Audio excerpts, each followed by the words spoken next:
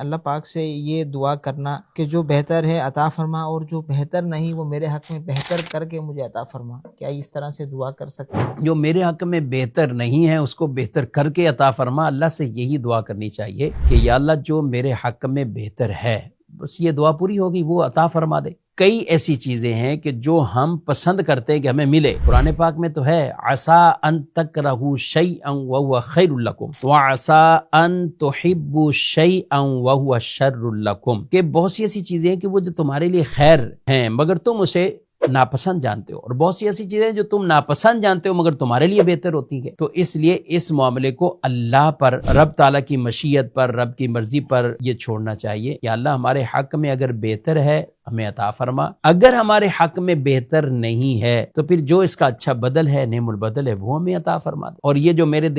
دماغ میں خیال ہے یہ میرے حق میں اگر بہتر نہیں ہے تو یہ خیالات ہی ہمارے ذہنوں سے نکال دے۔